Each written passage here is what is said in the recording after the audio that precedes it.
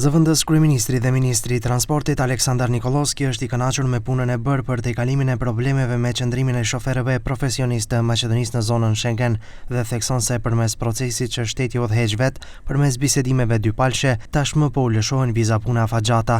Веќе се договоривме со Швајцарија, се договоривме со Хрватска, во финална фаза сме на договор со Словенија, се договоривме со Романија, во финална фаза сме на договор со Австрија и со Германија, што на некој начин го решава целокупниот проблем на македонските транспортери.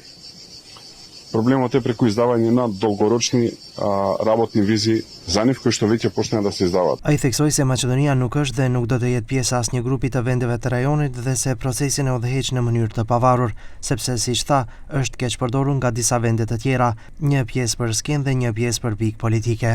Она од што сум особено револтирана дека некаде таму во март месец почнавме разговори со Европската делегација и Европската комисија на експертско ниво. Тие разговори се за затворени врати, од причина што треба најмалку 3-4 циклуси за да се дојде до некое решение. На магичен начин во една соседна држава брифензи имаше од тие разговори.